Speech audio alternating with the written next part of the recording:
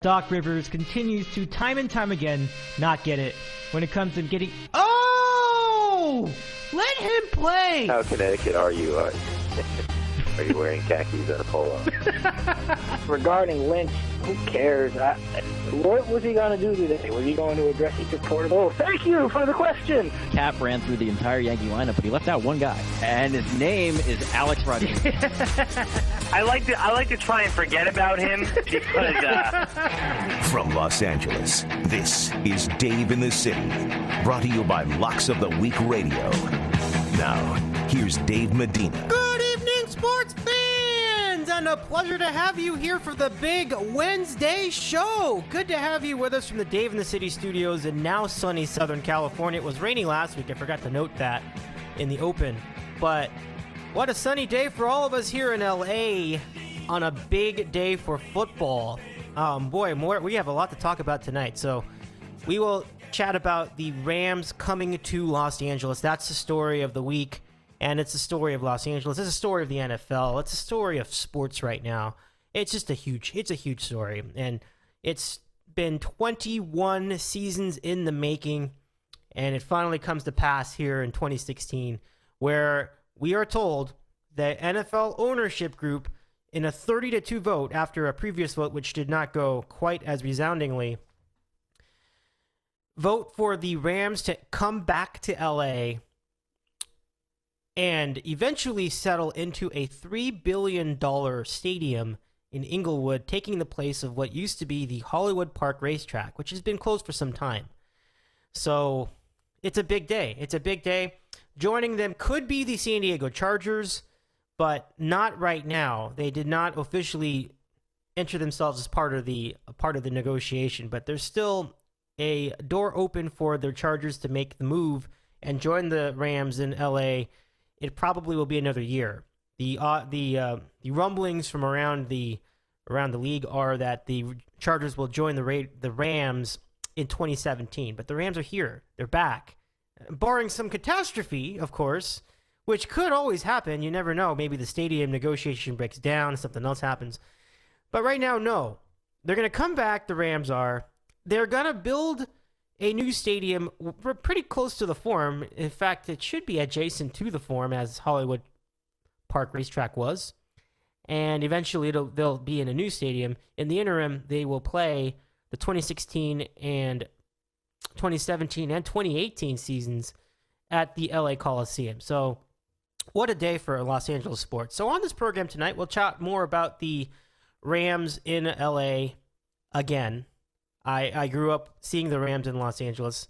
As you can see, if you're watching on YouTube tonight, I have a Steelers shirt on tonight. And didn't really plan it this way, but it's the team I root for right now. But it also illustrates where LA was for 20 years. Like, they didn't have a team. So, like, what was I going to do? Like, I had to pick a team. So I picked Pittsburgh at a time when they weren't that good. Then they ended up winning a bunch of Super Bowls. It's like, well, I guess I lucked out there. I picked the team with the most Super Bowls. But, yeah, life is like that. So it'll be fun to see whether the Rams can generate success that they had back in the 70s when they were a very good team. And they were pretty good in the 80s, but not quite as good as other teams around them. And then we'll see if the fan support is there for them. The league has grown so much in the 20 years since the Rams left LA the first time. The Raiders were also in LA. They left. And unfortunately for them, they bowed out of the project. They could not negotiate a deal. They wanted to do the co-opted deal with the San Diego Chargers over in Carson. That did not work out. It looked like it was going to, though, yesterday, when the initial vote had the Raider-Charger plan leading the votes, but then they re-voted, and the second time around, it was a pretty clear consensus that the Rams would end up being the winning project. So the Chargers are the swing man here, and they could make the move with the Rams later, but it's not going to happen right away. So it's going to be interesting for the next few months here in the Southland, and we'll see where it goes with us. Joining us on our program tonight, in about 5 minutes, we'll switch the topic to the Lakers and the Kobe Bryant retirement tour. Some news about Kobe Bryant to come, along with news of a very big potential free agent. We'll tell you about that with Lakers Nation senior writer Corey Hansford. We tried to get him last week, and he was unable to make it. But this week he is here, and he should be joining us at 6:10 tonight, or 10 minutes past here on your podcast if you're listening to it the next day. Then at 40 after the hour, 6:40 on the west, 9:40 on the east, we'll join our friend John in Connecticut and maybe Andy in Seattle, and we'll give you a preview of the divisional round in the NFL. Plus, we'll give a quick recap of the very thrilling college football national championship game between Alabama and Clemson. That one really was close for a while, and Clemson even looked like they had Alabama by the throat at certain points of the game. But Bama came out of that. Some great plays, an onside kick. I mean, it was a pretty crazy game. Really fun, really competitive, but Bama came out ahead and won, pulling away very late with a very late touchdown near the end of regulation. Then at the top of the hour, 10 o'clock in the east, 7 o'clock in the west, we are scheduled to have our friend Kevin on the Cape back for random questions, and we will revisit the topic of the NFL in Los Angeles. What does it mean for us? What does it mean for the league? The league must be so excited about it, but we'll tell you more about the particulars about the impact of a NFL team back in the second largest city in America. So what a night tonight we have for you. And yeah, I mean, I'm not going to stop being a Pittsburgh Steelers fan, even though we have a team coming. But I'm very excited about the Rams, and I'm certainly quite supportive of the franchise here. I just think it makes sense. Like, this is the team that has been in LA for about 50 years. They moved to LA from Cleveland, played quite a long time here in market number 2, and it really has been quite a dream in certain instances. And now that the Rams are back in LA, it really brings the entire history of the franchise full circle. It stinks for St. Louis. There's no question about it. But this is going to be a very fun time for the league. And it's pretty clear that the NFL wanted this to happen in recent years because they really like the market of LA. NFL Network is in LA.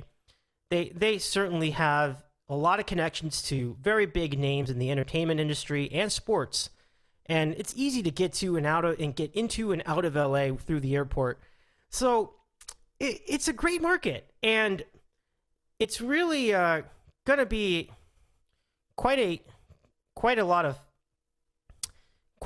good story for everyone. So we look forward to hearing more about the Rams as they come into LA. But now, as we segue to basketball, let's now get into the Lakers. And joining us to chat Lakers tonight is the senior writer for Lakers Nation.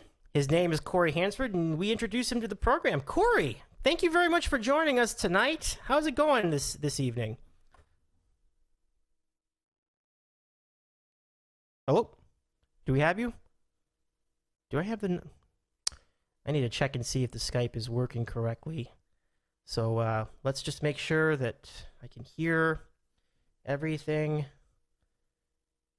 That's strange. I wonder why that didn't work. Okay, we'll hang on the line for just a bit. Let's see what's going on here for a second. Oh, gosh. Let's see if we have him this time. Hello, is this Corey? Hello? Do I have you? Shoot. We may have technical issues right now. Let's go ahead and go back. We'll do a quick test call. This is bad. Let's see if we have the test call working, and I'll just quickly... Okay, I think I got this figured out. Oh, gosh, this is bad. This is the wrong thing.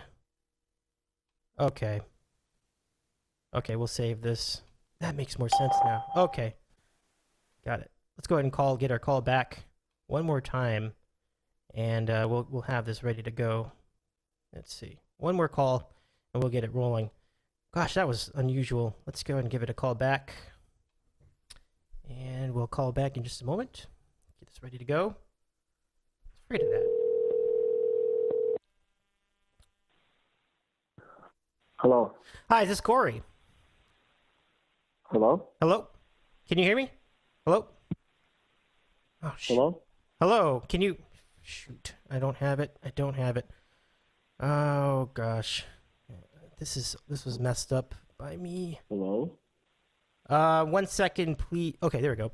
Hello, is this Corey? There we go. There we go. Yes. Sorry about... sorry. We had some minor technical difficulties as we started off tonight. I appreciate you bearing with us there.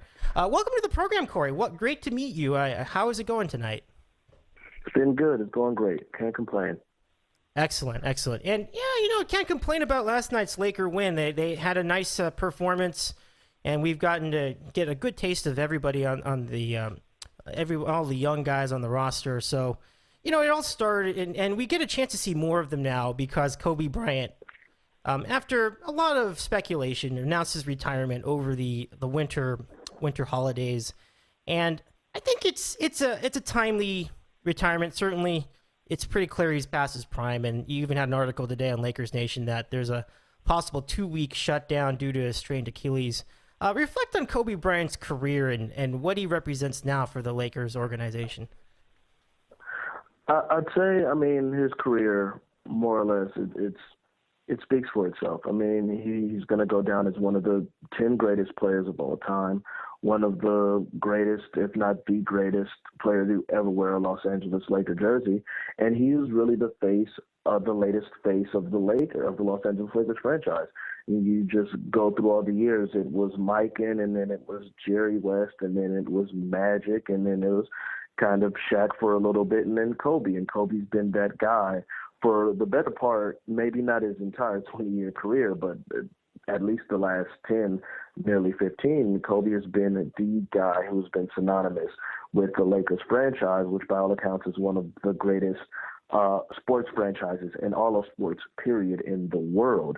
It is one of the biggest teams, and Kobe is that guy. And at this point, even though the team isn't what it normally is, and this is the longest run of sustained, of a sustained downhill slope for the Lakers that they've ever had, he's just kind of that link to the past and the greater days, and almost like a teacher and a coach, another coach just about, in getting these next guys ready to take over once his time is done, which it will be after this year.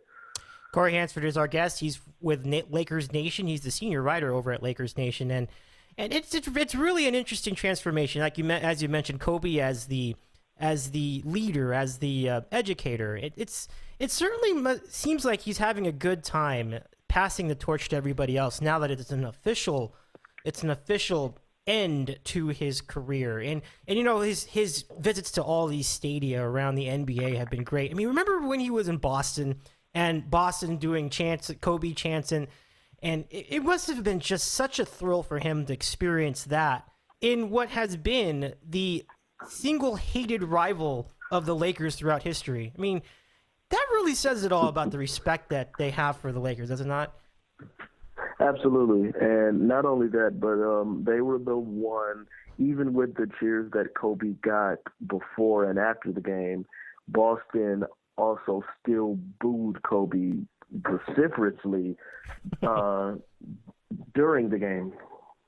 And so it was really, really good. They were the one team who kind of did that, and it was like a respect thing, because Kobe has always talked about how much he doesn't like being cheered, and he's not used to that. He prefers to be the villain and prefers to be booed, and Boston was more or less the one city that kind of gave Kobe what he wanted, almost out of respect. Of course, they still wanted the Celtics to win as well, but it was also a respect thing. We'll cheer you, want to give you your props, but we're going to boo you too, and we know that's how you like it, and we'll give you that as well. Yeah, I wouldn't have it any other way. That was certainly quite a night there for the Lakers and the Celtics.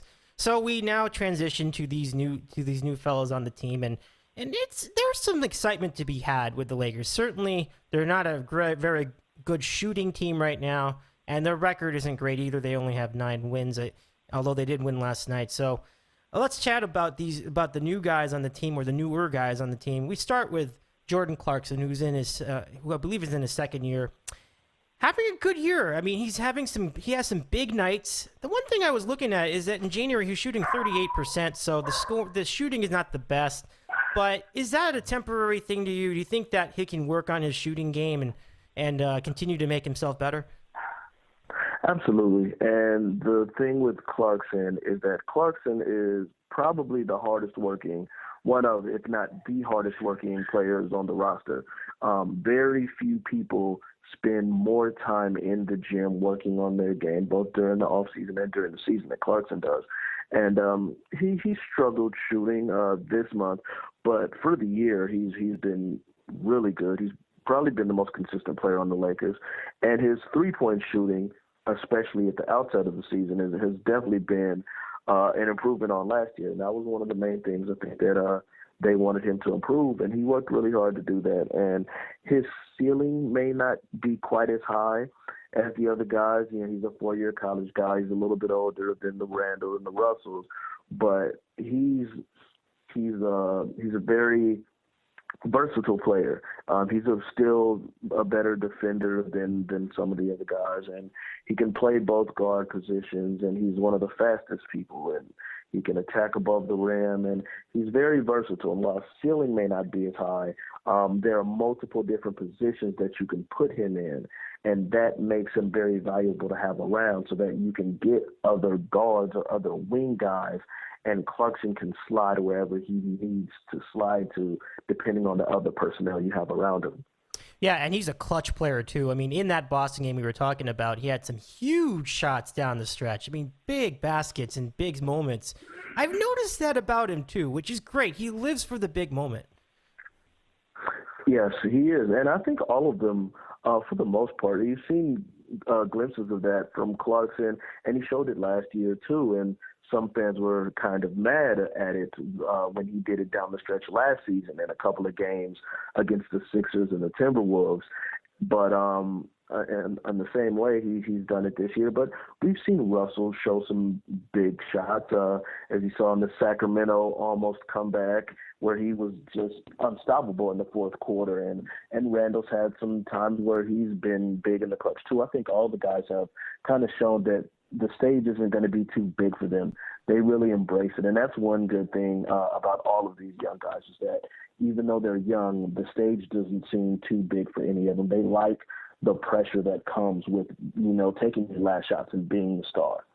That's a great point. And, you speak about Julius Randle, and he certainly has taken the role of being on the Lakers head on. I mean, we missed almost all last year due to injury, but he's back, and he's very assertive. He really likes to take shots, and maybe he's a little too assertive when it comes to handling the ball, but he really is fun to watch for me. I think his footwork is nice, and he can have some nice scoring nights. The issue, as has been stated by a lot of people at Lakers Nation and Byron Scott, is the defense, and that's been something that I'm sure that as a young player he can work on. But how do you like Randle into his first full season with the Lakers? I think as with most young guys, there's a lot of positives, and then there's some negatives that you can take with it. The one thing that I've enjoyed about Randle this year is that even though his offense and his scoring has sort of tailed off some within the last few weeks, his activity has always stayed high, and he's still the leading rebounder on this team. So there's been games where Randle shot 2 of 12, but he also had 11 rebounds and 4 assists. And so it's one thing is that, especially with a lot of young guys, where their scoring dictates how they are dictates the rest of their game. And Randle so far has been able to avoid that, and that he's been able to keep his rebounding numbers up, and he's still been a playmaker, even though he's been struggling offensively. He has been working on his jumper, and he's starting to take his jumpers a little more confidently, which is a good sign. And his ball handling for his position is still really, really exceptional for a power forward. He just, at times, he gets some tunnel vision going, and he's been bad at really straight line drives and not really changing directions enough. And that's what has really led to him getting a lot of offensive fouls or forcing up a lot of bad shots to defenders who just know what he's going to do and beat him to the spot. But he's working with a lot of different coaches, and then everyone's working with him. And he's, along with Clarkson, is in the gym as much as anybody. And so I think he's someone who you're not going to see the really, really big jumps until next year when he has a full off season to really work on his ball handling moves or his post moves and his jump shot and going to his right. I mean, he can just work that over and over and over again without having to, travel and do all these extra things. I think that's when you see the big jump from Randle, as I'll expect it going into next season. Sounds good. And, a similar work in progress is DeAngelo Russell, who the Lakers picked with the number 2 overall pick of the draft last NBA draft. And, you can't expect great things right off the bat. And certainly there was a lot of talk about how things are slow with Russell, but he's shown some very big highlights and some good signs. I think there's still a lot of potential with Russell. And I remember when Russell had the alley-oop to Julius, Russell and Randle collaborated on an alley-oop dunk. That was great. That was in the Sixer game. So Russell certainly has his moments. It's certainly not too early. It's certainly too early to panic, is it not? It was way too early to panic when fans started panicking, and it was really laughable. It was, 3-4 games into the season and people were declaring him a bust, and it was just crazy. I always said, I think I almost want to blame like LeBron James and say like him coming in and being so good immediately just changed everyone's expectations for rookies. And it's okay. Not every rookie is going to dominate immediately, and it doesn't mean you can't be a star if you don't. And for all of the criticism that Russell's gotten, he's believed 4th among rookies in scoring, and he's top 5 in assists, and he's right there with everyone outside of Okafor had pretty solid numbers, but as far as everyone else, he's right there. And he's showing, I think he's getting a lot more comfortable. He's starting to figure out his spots on the floor where he can get his shot off, and you see him getting to those elbows a lot, and he's getting great with the elbow jumpers right now. And for someone like him, who's a big-time playmaker, it helps to play more and more with the guys and get used to where these guys are going to be on the floor and how they like their passes, where they're going to cut. And it's going to take a little time for him to get used to that. Now you're seeing guys starting to move a little more when he's on the floor because they know he's looking for them. So you see Clarkson do some backdoor cuts or Nance do some cuts. And Russell himself is probably the best off-ball player when it comes to moving and cutting and doing backdoor stuff. And people read off that as well and start doing the same for him.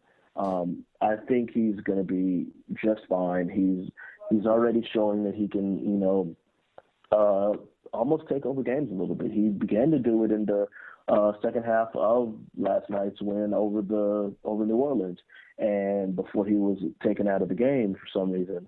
But before then, he was probably the Lakers' best player in the second half. And that's starting to become a little bit of a theme, is that he's starting to get his shot off when he wants.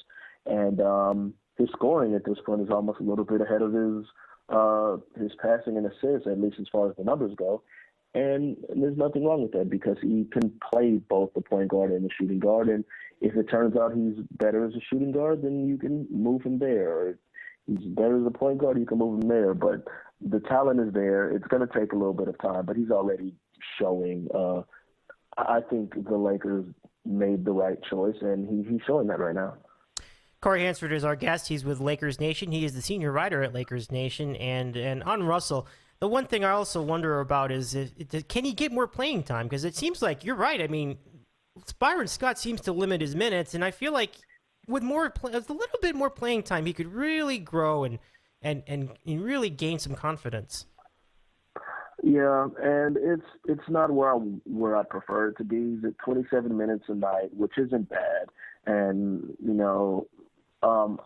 it should be closer. I think Clarkson's at about 32 minutes, and there's no reason that Russell and Randle shouldn't be at around that level as well.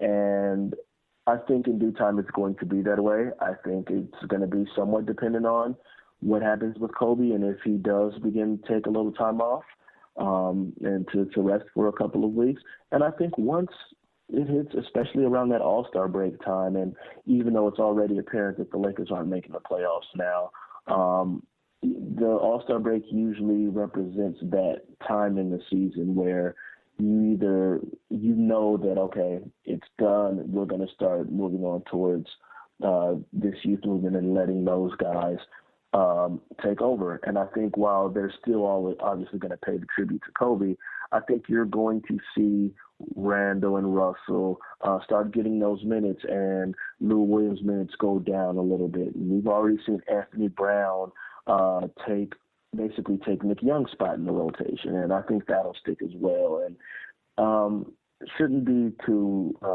much longer. I believe within the next few weeks we're really going to see those guys those minutes start to pick back up for those guys, and I don't think it will be as big of a problem. Sounds good, Corey. And let's chat about Larry Nance Jr. as well, because you brought him up a couple of times already, and he really is everywhere on the court. I mean, he's a great hustle guy, good defense. I mean, he's fun to watch. He really is. And so the journey for Larry Nance Jr. and Anthony Brown, as you mentioned, really have them playing some pretty active roles, and Anthony Brown's really grown into his role, so much so that, as you mentioned, he's already getting more minutes. So talk a little bit about these two on the floor. I've been a supporter of Anthony Brown since the preseason. I could tell then that he was basically the only good perimeter defender on the roster. And he's proven that when he gets in, he's the only guy who can at least sort of keep guys in front of him or challenge them. You saw it a lot when last night it was guarding Tyreke Evans. He's the one who's keeping him in front of him, forcing him to a tough shot to try to tie the game. He's got to take a fadeaway three-pointer. Or even with Durant, at least getting a hand in his face on these things. And he still needs to get some confidence on offense, which is starting. I think he had a career-high 9 points in the last game. But, once he gets a little confidence going, he's not going to be any kind of star, but as a good, solid role player, that 3-and-D guy who can be the lockdown guy and hit open jumpers, he has all of the tools to do that. He's got the size. He just needs to get his confidence. And Larry Nance is just the best. I feel like the best compliment for Nance is that he just knows how to play basketball. And it's just the little things. It's not always, all of the highlights and the big dunks, which are great, but he knows how to cut when his guys are playing off of him and get to the right spot. He's, as a help defender, he's clearly the difference you see when he's in the game, when Randle's in the game, and helping out Hibbert when Hibbert goes to help, or when the guard gets beat. Nance understands those things because he was a 4-year guy, and he's been doing that for a much longer time than Randle has. And while, again, he doesn't have the ceiling, his potential isn't as high, he's clearly a guy that, you like guys that you don't have to run plays for, but they always produce. And he kind of reminds me of a very early Sean Marion type of player where, you don't run plays for him, but he'll sit here and grab 10 rebounds and get you 12 points just off put-back dunks and open jumpers that he's already showing. His improved range, his mid-range jumper is already getting pretty consistent. And there's no reason he wouldn't be able to stretch that out and be able to make some corner threes by next year. And once that happens, that's a whole nother dimension that you're adding to a guy who's more athletic than you are as well. He's someone that you have to keep around. Again, positional versatility is big in the NBA. That's why the Warriors are so good. It's because they have multiple guys who can play and defend multiple positions. And guys like Nance and Brown and Clarkson and Russell and Randle as well, they all fit that mold of guys who can play multiple positions. That's why I think the Lakers are in a better position than people really realize right now. Yeah, I think so too. I think that this is a nice group that now that they've had some time to play together have really shown some real signs of of excitement, and their defense has improved in the last 2 weeks. And you mentioned the rise of Anthony Brown in the defense, and Larry Nance Jr. is just a very good defender to me. So now that brings us to the topic of the veterans, and principal among them is Nick Young. And you're right, I've noticed that he really doesn't play as much as he used to. I almost wonder if the Lakers shouldn't have re-signed him at this point, because he's not. You really don't hear from him as much as you usually do.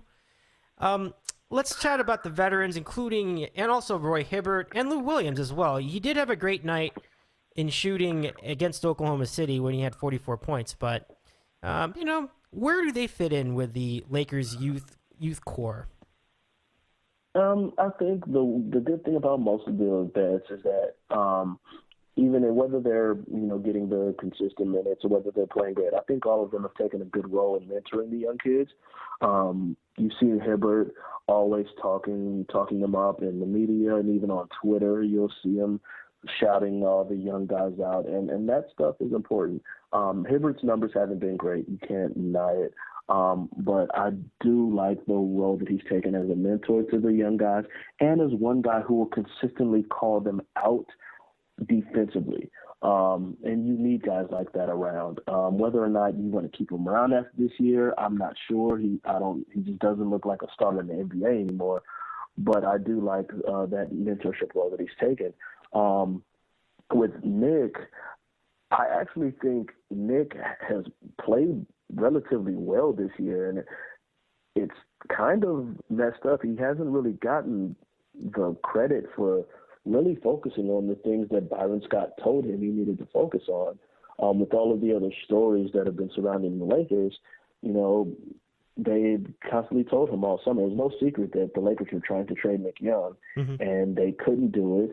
And he comes back to this team, and he did everything that Byron Scott asked him to. He told him to focus on defense, and we've seen Nick Young come in, and I believe it was the Boston game, if I'm not mistaken, where Evan Turner was killing the Lakers down the stretch, and Nick Young came in, and Evan Turner didn't score again for the rest of the game.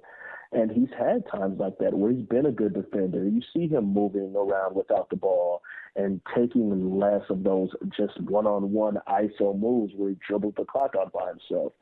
And it's kind of I can't be mad that, the young guys are going to play over him, but I think Nick Young has actually really improved in the places where the coaching staff asked him to. And it's just kind of a numbers game right now where you want to get these young guys in. But for as much hate as Nick Young had gotten in the past, I think he's actually been a pretty good player this year. And Lou Williams has just been exactly what was advertised. He's a scorer. He's going to get points. And I've never seen anyone ever be able to draw fouls the way Lou Williams can draw fouls. And I don't know how he learned this or figured this out, and he learned something. And I mean, it seems like he's taking 10 free throws every game. It's absolutely amazing how much he gets to the line. And while I don't like the fact that he plays more minutes than Russell does, than Randle does, and than a lot of these guys, there are times when it's hard to deny that he deserves to finish out games when he's the leading scorer half the time. And it's a tough role, but he has a very reasonable contract. It's only a 3-year deal, $21 million, which is a bargain now and will be even more of a bargain once the salary cap jumps this summer. And if the Lakers are fortunate enough to bring in some people, it's an easy contract to move for a player who can contribute to a team. So worst case scenario, he's a good trade chip to have to clear out some capital or bring in something else. In best case, he can continue to be an instant scorer, whether starting or off the bench like he has been. Yeah, absolutely. Yeah, it certainly fits in nicely in that spot. I remember as we were going into last season, that was one of the topics of debate. Was Lou Williams going to get the shot at the end of the game, or is it going to be Kobe? He can fit into that role, and he certainly has had good scoring nights all year, and the stats bear that out. So now let's look ahead a bit, because I saw that on Lakers Nation that DeMar DeRozan is said to be offered is going to be offered a max contract by the Lakers, and I like him a lot. He comes from USC, and he certainly has done good things in Toronto, and he's a good scorer. Do you feel like DeMar DeRozan could be a nice fit on this Lakers roster? I think anyone with talent is a nice fit on this Lakers roster. Good answer.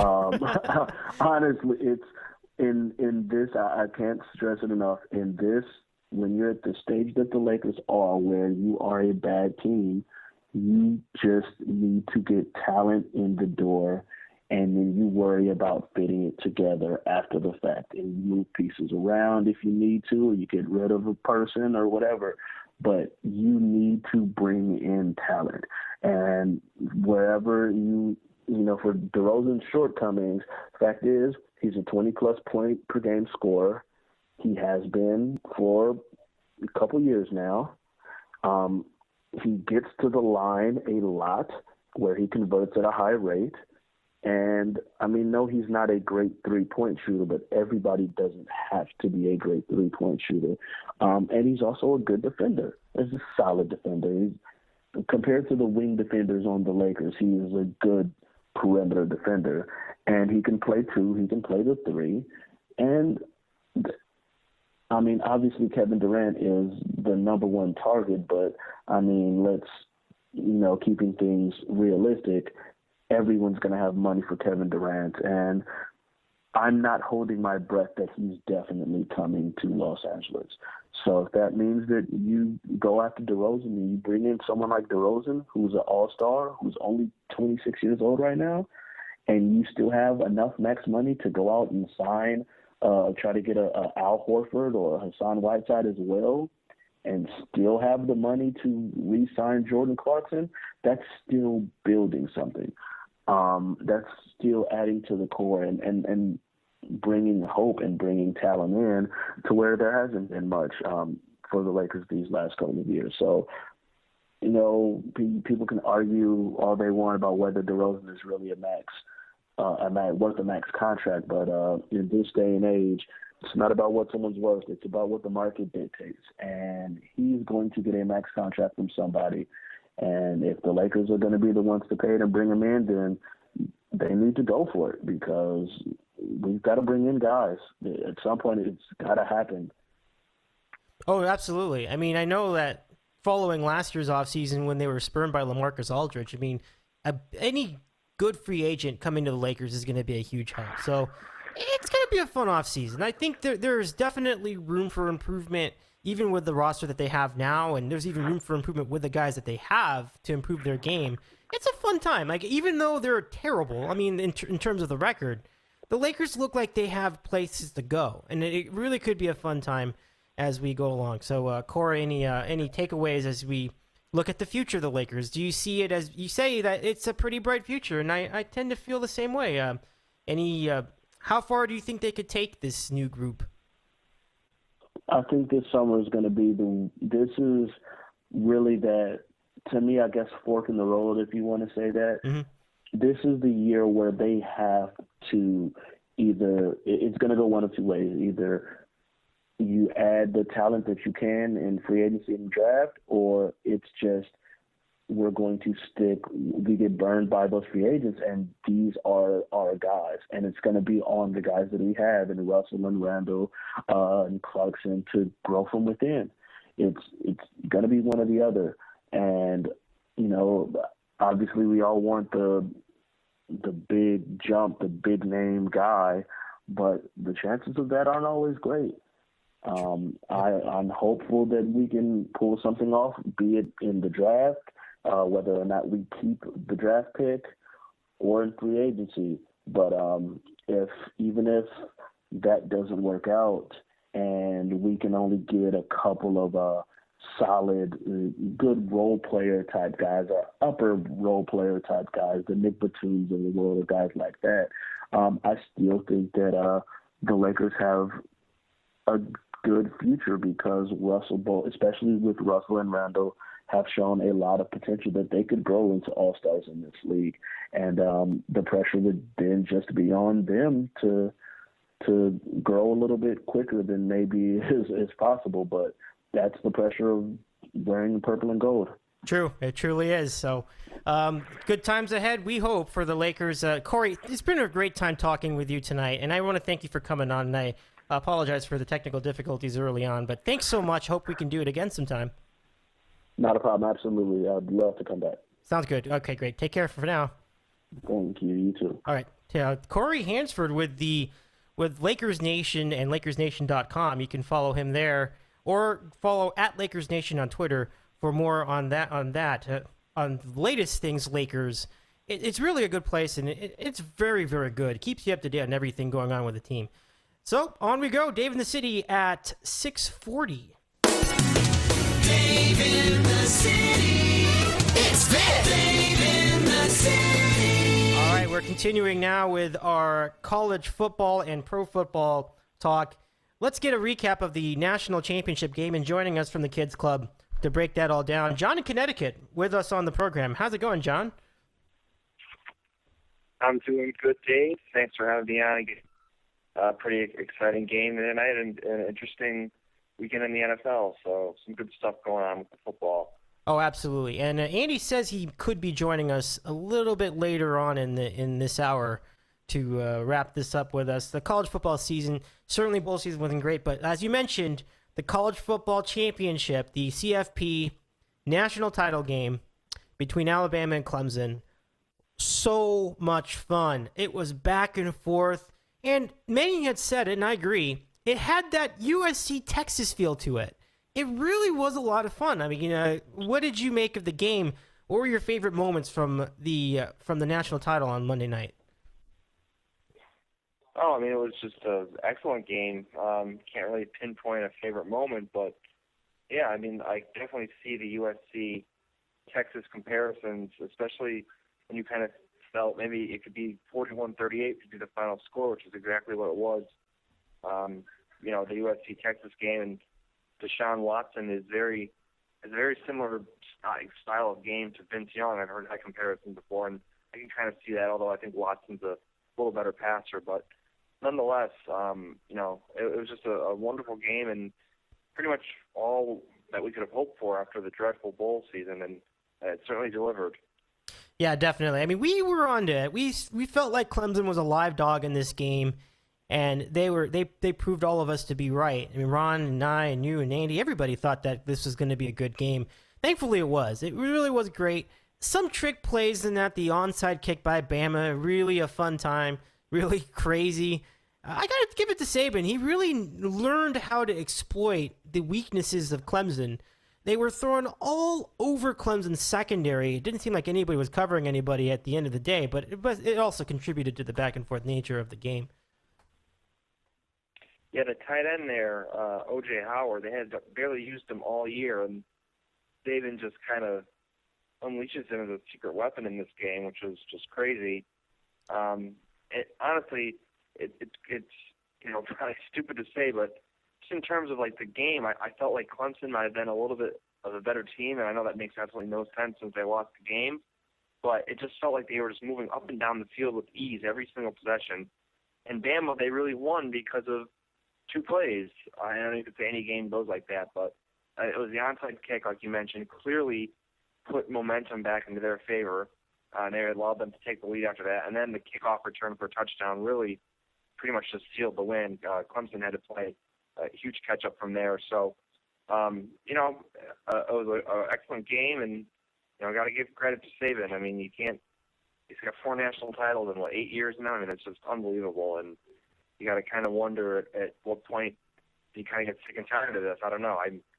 He's got to ask himself that question. Maybe he's not sick and tired of it, and he wants to stay there and win national titles for the next 10 years. But it'll be interesting to see if there's just an offer someday that just completely blows him away from the NFL, which it may not happen. We'll see. We'll see how it goes, and what openings are come open in the next couple of years. So we'll see about that.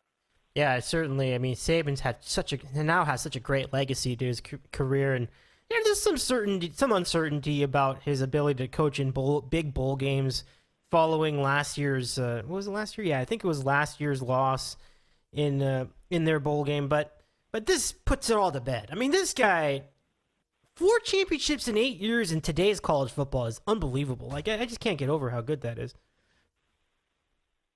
Yeah, I mean, the parity that we have in college football now, it's pretty insane, especially at the top.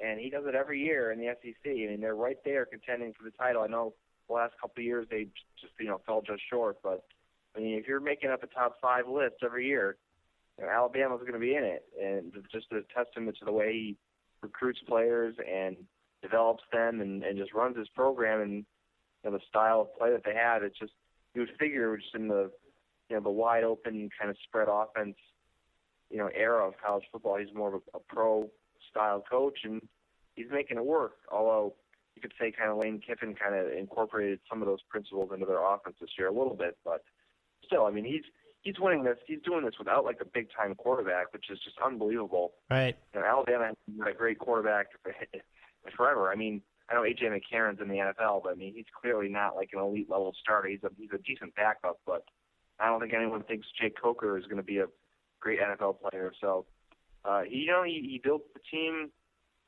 from the lines inside out and has that strong running game, and he knows his system, and they execute it. So, you got to give him credit. I mean, I know you can come off kind of an asshole sometimes, and it's just his personality. But I mean, you got to give him his due. He's a great coach.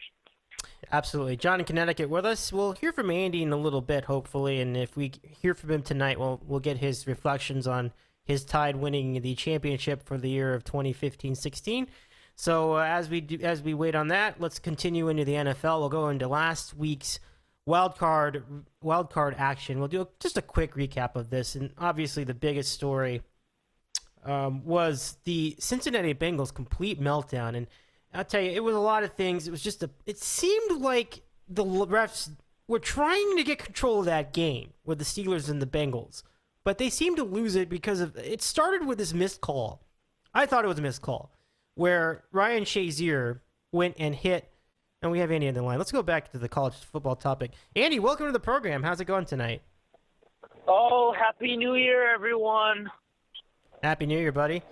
Oh, man, you must be flying after the Tide had that big win on Monday night.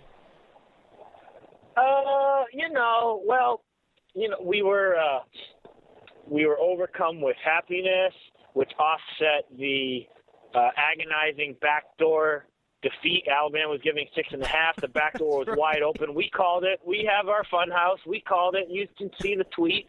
Backdoor was wide open. A minute and 4 seconds is an eternity in the college game, and you can play devil's advocate. Had Alabama been forced to take a field goal, they would have played more aggressive defense with an 8-point lead rather than a 12-point lead, and they probably end up covering. But that's gambling. That's life. That's the way it is. Clemson played a great game. That was a great game, no matter how you slice it and dice it. And I don't know what John and you have already talked about. But my overall thoughts on the game is, Watson's a great quarterback. Alabama did what they needed to do. Saban is a king. Sorry, get your own show. He is with 4 championships. I don't care what you think, how he gets his players, what he does to get them. But the naysayers and the negative nitpickers will say, well, his defense wasn't that good, and I don't know what type of defense would have been able to contain Watson on that night. And for all of his dodo moments as a head coach and as a human being, Lane Kiffin is a good offensive coordinator, and maybe he's just suited to be an OC for life. But he was really able to confuse Clemson on some of those packages, especially getting the tight ends involved. Because, the game was basically decided with a couple big plays in Alabama's favor, as well as the special teams onside kick, and they had some great kick returns, which set up Alabama with good field position. Oh, no doubt about it. We did mention O.J. Howard for a little bit, having some huge impact on this game. And it's interesting, like John was saying, and John had mentioned that we didn't really hear from him most of the season, but he stepped up huge in this game. Yeah, well, Saban and Kiffin both said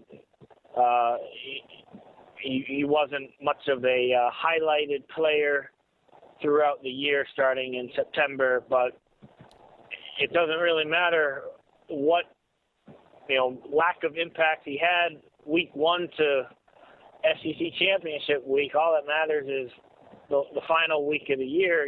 There's for every one of those examples, there are plenty of examples where stars are great September through November and they don't do anything in their bowl game. So right. It's kind of neat when it's the other way around. And what else was I going to mention about that game?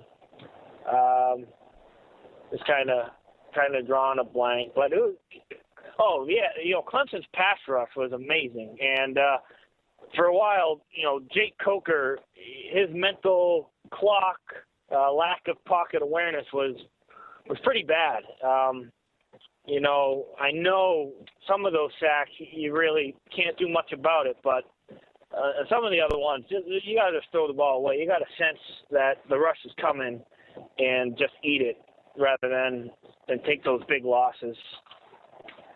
Yeah, that's true. I mean, we did see some pretty brutal sacks in the middle of all that. So, it's just all part of the process, I suppose.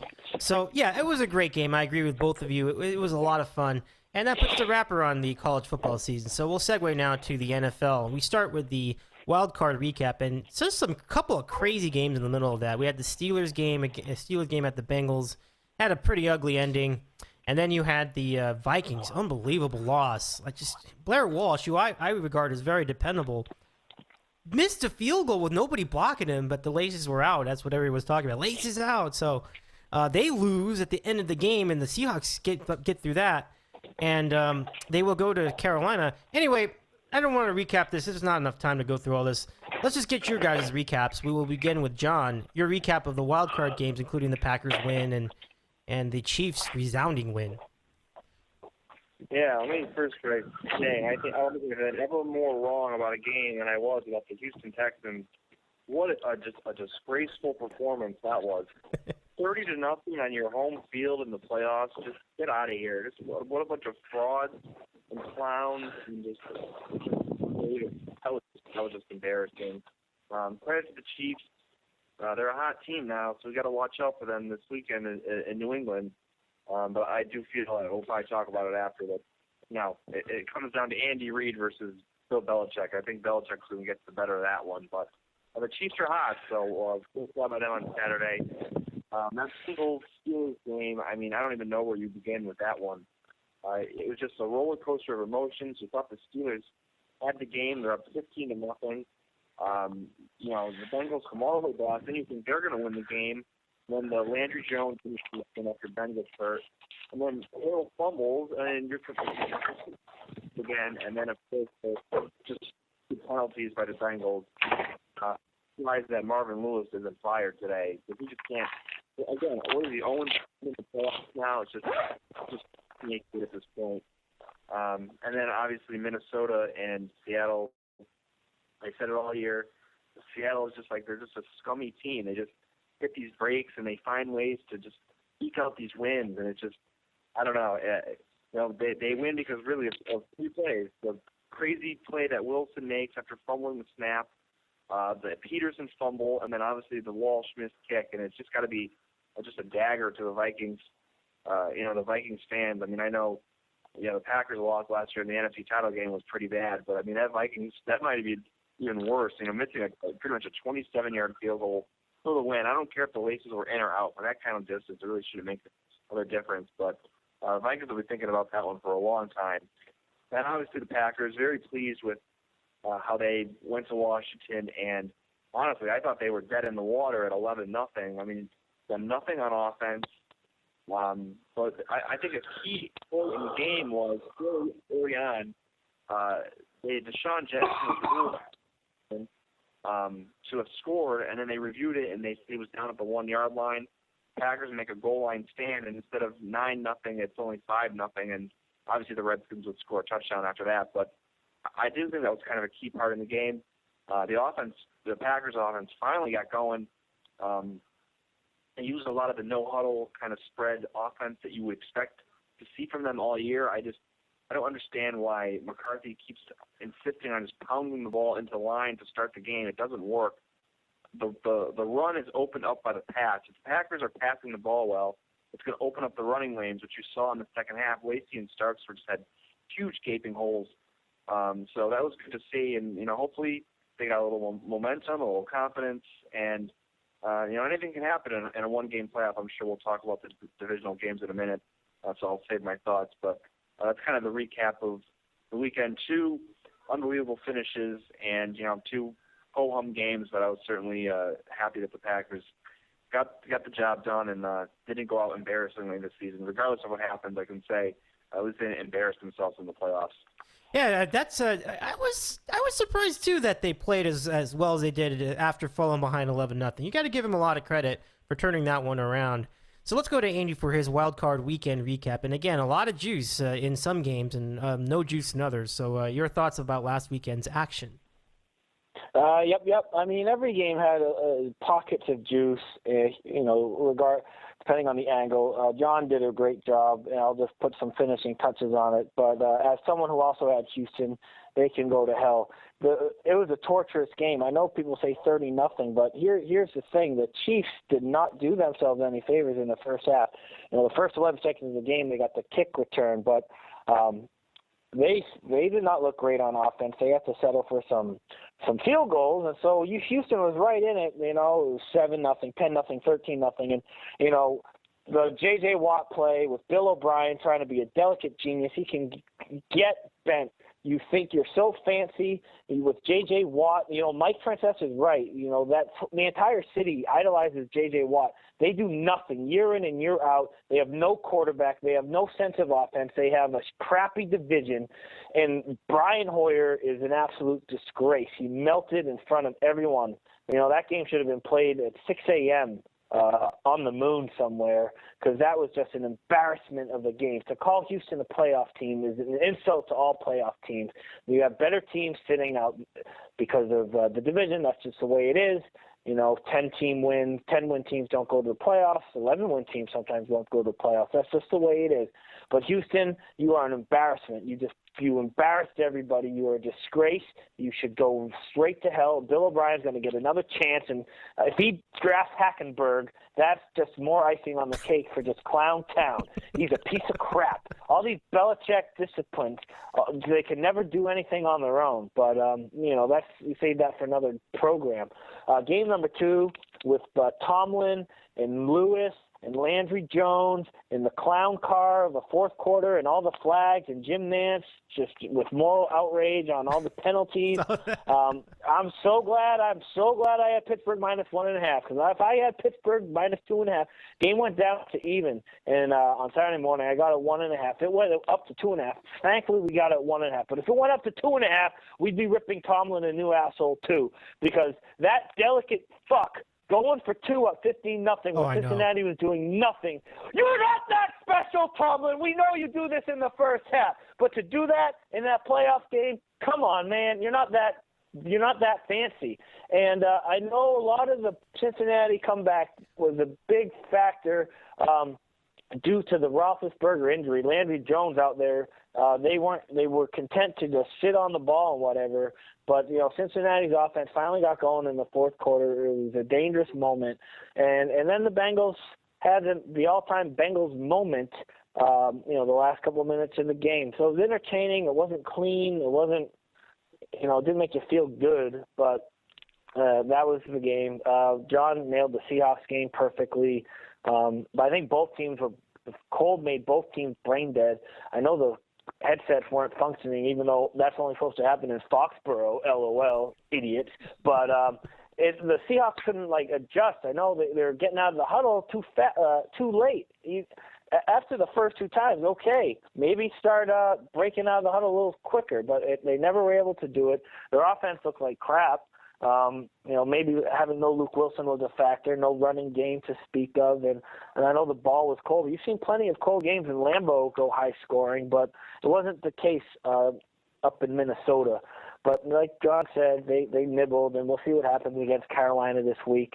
And then, as someone who bet on Green Bay, we were happy to see them righting the ship after 11-0. Washington, the wrinkle in their whatever you want to call it. The NFC East is a piece of shit division, and the Washington Redskins did not beat one team over 500 the entire year. So you hear that, and you're like, I'm going to take Aaron Rodgers. None of these inexperienced quarterbacks really looked the part on Saturday and Sunday. So I know it's a big overgeneralization. There's 10 other guys on the field, but you want to take an experienced quarterback over a quarterback that has yet to really participate in the postseason. Yeah, I think, they are who we thought they were, I think, is the key to that. And similar to the Big Ten in big spots. Eventually the lack of playing credible competition will come back and bite you. And that seems like what happened for both the NFC East team and the AFC South team. We both thought, these teams are weak. They really are lucky to be in the playoffs, and they both got exposed. I think the Redskins will be a better team next year, though. I think they're still pretty good. They're not good, but they're getting good. So we'll see. Okay, let's get to the divisional round matchups already. So first up, Kansas City at New England, and again, this could be interesting because again, Chiefs are red hot, Patriots at home. So we'll see how it goes. Let's go to John first for the matchup preview. Yeah, like I said it last week about the Patriots, the key is their health. I think Edelman's going to play. I don't know the status of their offensive linemen. I know Brady could barely drop back to throw a pass against the Dolphins in Week 17. I'm sure Andy could update us on some of the Patriots' injuries. But if they're even close to full strength, I think they'll win this game. But like I said, the Chiefs are red hot, 11 wins in a row now. You do worry about Andy Reid in a big game again, Alex Smith on the road. But, their defense is pretty good. They have a great pass rush. But, we'll see. I think the Patriots are like a 5-point favorite, so it should be a pretty close game. I know it really doesn't mean much, but I know the game last year, the Chiefs just destroyed the Patriots on that infamous Monday night game where, it was on to Cincinnati afterwards, and the Patriots kind of just turned their season around after that. But this one should be interesting. Gun to my head, I'll go with the Patriots, assuming they have some semblance of a healthy team. But I certainly would not be surprised at all if the Chiefs, kept their roll going and won a close one. But I do think it'll be within a touchdown either way. Should be fun, Andy. Let's get your outlook on the game. Yeah, well, O-line is still a mess. Solder and Vollmer are, no word, no news isn't really good news. Sometimes you hear no news is good news, but in terms with the Pats line, no news is not good news. But Edelman will be back, and that kind of offsets any sort of negativity about the lack of line, whether that's real or just subjective Pollyanna fanboy talk out of me. We'll find out on Saturday, but there's really nothing we can do as fans but just wait to see what happens on Saturday. The games against the Jets and the Dolphins, Brady did not look like Brady. His throws were rushed. He had no time, and his throws were off target. Even when he did have time, they weren't even really throwing to Gronkowski. Now, the ultimate Patriot homer will be like, well, that's just Bill Belichick, playing the long con. And I don't know if it's definitely not that, but I don't think they're as bad as they were as they looked against Miami. There's got to be some sort of happy medium. Regarding the Chiefs, it's funny. On this podcast many months ago when they played Minnesota the first game without Jamal Charles, we were like, we're going to take Minnesota because how's Kansas City going to score without Jamal Charles, such a focal point of their offense? And Minnesota did win and they covered. But that was the last game Kansas City lost, and they've been able to just get creative with their running game. Leo could name their team up and down, but Macklin is good.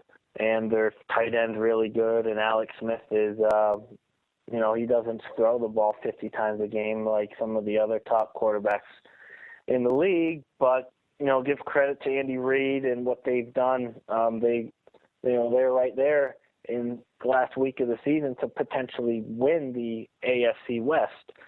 after going 1-5. So, the road to get to this spot, it's been interesting, but this is a different team. They're on the road, and as a Patriot fan, I don't see the Patriots losing, no matter how hot Kansas City's been as of late. All right, thanks for that outlook. Let's now go to the next game on the schedule. Packers at Cardinals, and again, the Packers showed some of their mettle offensively. Cardinals are looking good this year overall, even though they lost their last game of the season. It's a pretty healthy team for the most part, and Palmer's playing pretty well. So we'll start with you, Andy, on this game. Packers at Cardinals. What is your prediction for this game? What do you see for them? Oh, yeah. Well, I'm a Rodgers apologist, homer. We fall in his trap every week this year, except for the Seattle game. They haven't been Green Bay for most of the year, as John can testify and confirm. But it's hard betting against Aaron Rodgers because he has the ability to just play great. And whether, Francesa says the same thing. It's tough to go the other way. As good as Arizona's been, and truthfully, Arizona is not a great matchup for Green Bay because of what they do defensively and how balanced they are offensively. And I'm not a big hot taker. I know Arizona looks atrocious against Seattle, whether that's because Arians didn't want to show too much or whatever, who knows. But that was basically their only egg of the year. They laid two minor eggs in the year, the Ram game and then the Steeler game. Those were minor eggs, but the last game of the year was quite the egg. But the line being 7, I'll take Rodgers getting that many points, and it could be too good to be true. But with 7-point spread, it could be a 13-point lead late, and the back door is wide open. Like John said, why even pretend to give a lot of credit or effort or attention to this running game when more times than not it hasn't been that effective. So in the playoffs, there's certain teams that cannot be one-dimensional, but the Packers, I think, are one team that can thrive if they're one-dimensional and throw the ball all over the field. Devontae Adams has renewed confidence now, I believe, and so why not just have them spread it out, throw the ball all over the field, and see what happens. They're not going to win, playing ball control, because that's not who they are. It's going to be a high-scoring game, and one of those, whoever has it last type of games. That'd be a lot of fun. Could be. I mean, I don't think I would necessarily write off the Packers either, but let's go to the resident Packer fan of the conversation. That's John in Connecticut. What do you make of this game? Where do you think are the chances for Green Bay to pull off the upset? Yeah, I mean, call me crazy. I'm actually feeling good about this game. I don't know why. It's because maybe their offense finally looked like it should have looked all year last week, and I don't want to read too much into it because it's it was the shitty Redskins, but still, I mean, they haven't looked like that on offense since week 3 against the Chiefs, and I don't know. I think this game, a couple of things I like for the Packers in this game, and that's that their offensive line, which was decimated when these teams played 3 weeks ago, should be completely healthy. Last I heard, their left tackle, Bakhtiari, will play in this game. So they're going to have all 5 starters on the offensive line. They were down like 2 in that game 3 weeks ago. I also think that the Cardinals could be a little overconfident. When you beat a team 38-8 or whatever the score was, I mean, it's hard not to think, we're just going to blow these guys off the field. You kind of saw that the other day with the Minnesota-Seattle game, same type of thing. Seahawks beat the Vikings easily earlier in the year, and obviously it was a close game, and the Vikings should have won. And I think, Aaron Rodgers, he said today, he just has that look about him right now that he's pretty much just going to will this team.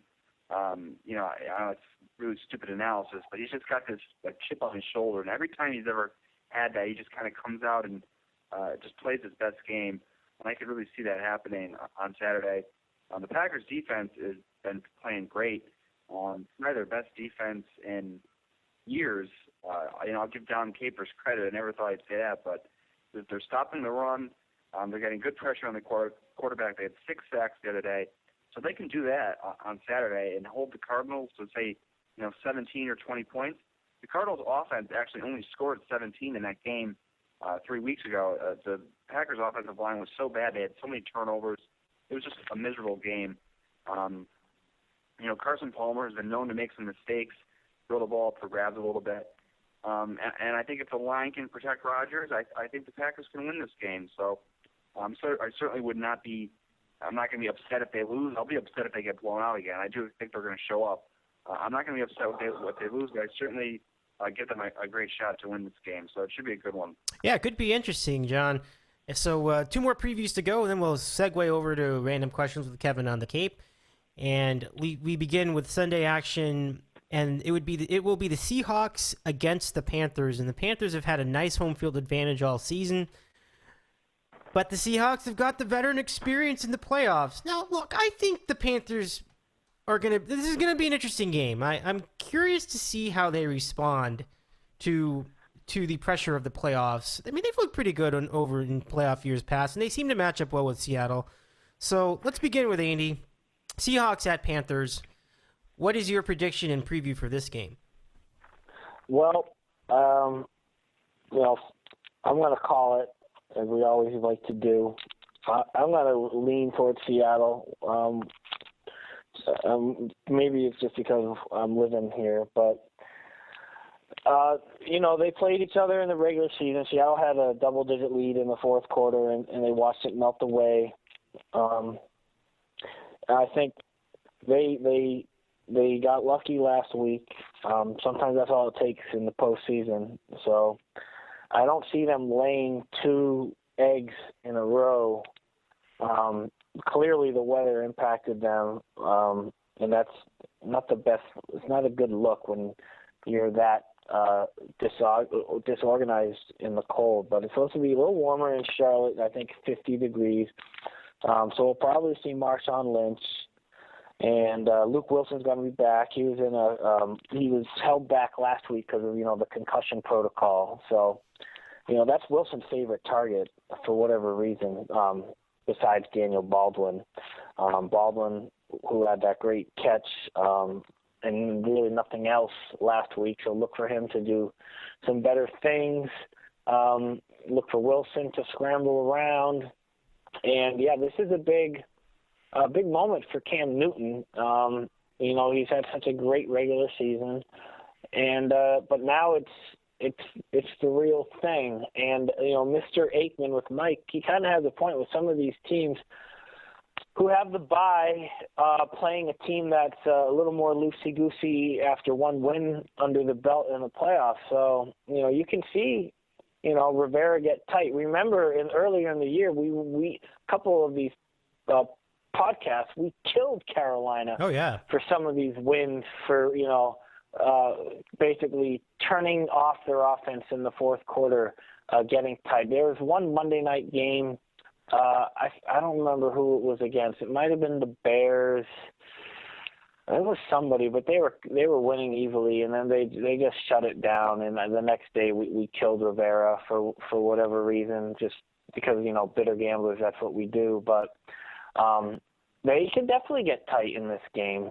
And the key for Seattle, obviously, with any team who places Cam Newton, is they gotta get them in 3rd and long. Going back to Cam's Auburn days, 3rd and less than 4 or 3, easy. It's almost impossible to stop because of what he's able to do as a dual threat quarterback. So if it's a more obvious situation, then the defense can get into some sort of press coverage and force them to throw it into some tight windows.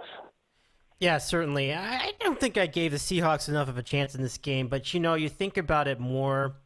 They definitely will be in the mix in this one. You're right. You really raised a good point about Rivera. I mean, he does not have a great track record in big spots because he's just a bit of a Mongo. Like, he makes some strange coaching decisions. Completely possible for them to get tight. Completely plausible. So let's chat with John. Any other thoughts you had about Seahawks Panthers? Yeah, this is like the toughest game for me to call this weekend. I don't know. It's just such a toss-up because I do feel like Carolina at home, they've played great all year. They have lost, given up a couple leads late in the fourth quarter. Not giving up a couple leads, but, they had big leads and almost allowed teams to come back. Andy is thinking of the game against the Colts on Monday Night Football, which was just ridiculous. I mean, that even went to overtime. They were up huge on the Packers, and the Packers almost came back and tied it. They've had their fair share of moments where Rivera gets tight and they pretty much shut down the offense. And you can't do that against the Seahawks. If you know anything about Seattle, is they're never out of it. Even if they're down 10 to 14 points in the fourth quarter. I don't know. I feel like that Seattle is just almost like it's destined at this point for them to, after what happened in Minnesota, for them just to continue on a run like this. But Carolina's just been playing so well all year. In terms of the actual football matchups, I think both offenses can have some success in this game. Especially Carolina. I don't think the Seattle defense is as good as it's been in the past years. I know they had the number one scoring defense, but if you just watch them play, I don't think they're as good as they have been. At the same time, I don't think the Panthers' defense is as good as a lot of people are saying either. So I think it could be pretty high scoring. This is so tough. If you had to make me pick, I'll go with Seattle in a close one. I don't know. The Panthers have had such a good season, but there's just something about them that, they were 15-1, but it was a shitty division, and they played the NFC East in their NFC games, and I think they played the AFC South in their cross-conference games. So, I mean, they've had a great season, but they don't have the feel of this, dominant 15-1 team, And selfishly, let's just be honest here, there's a possibility of Seahawks at Packers next week for the NFC title game in Lambeau Field. So, I actually am kind of rooting for that. So, if the Packers win on Saturday night, I'll be a huge Seahawks fan on Sunday. I don't know if I should be rooting for them like that, but that's kind of the game that I want. The angle of revenge after last year's NFC title game. That would certainly be quite a topic. All right, let's get to the last of the divisional round matchups, and it is the Steelers at the Broncos. And here's an interesting situation. I mean, the Steelers are really beat up, and three guys are more or less questionable to start. I mean, Ben Roethlisberger has a separated shoulder. He's day-to-day. Antonio Brown has a concussion, and they say he can start, but, it's tough to really make that call when you have a concussion. Usually it takes over a week to recover.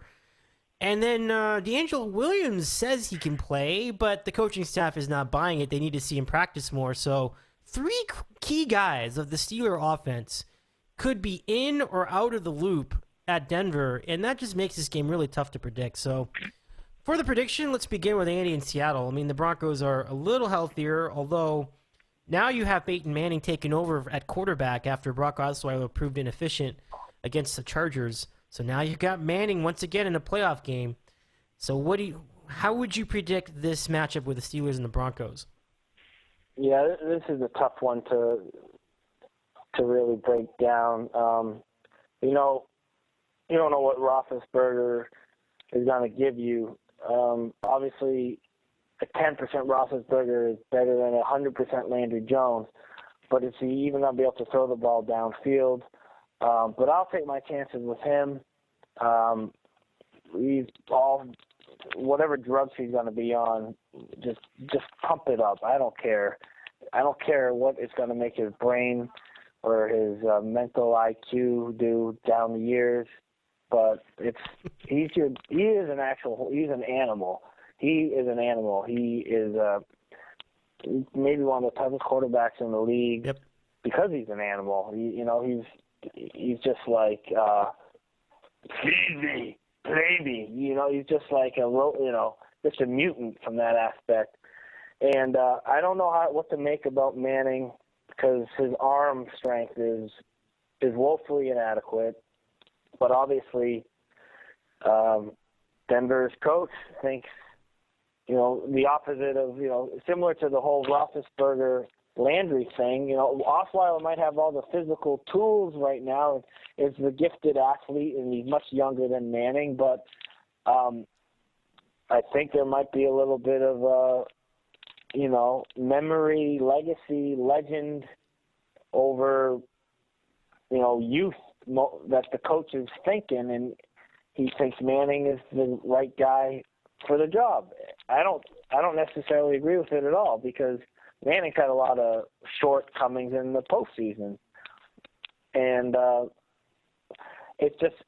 but it is hard to make a great case for Pittsburgh right now with all their injuries and with their defense being the way it is. They made A.J. McCarron look amazing in that fourth quarter, which was disgusting. Yep. So, squirt gun or no squirt gun, I think Denver is going to be able to make some plays. But Roethlisberger, if he is able to throw downfield, and if Antonio Brown is playing, which I think he is, they've got the other two receivers to air it out. And I know Denver's got a great defense, but they gave up a bunch of points to some other decent teams over the years, including Denver, or San Diego, the last game of the year.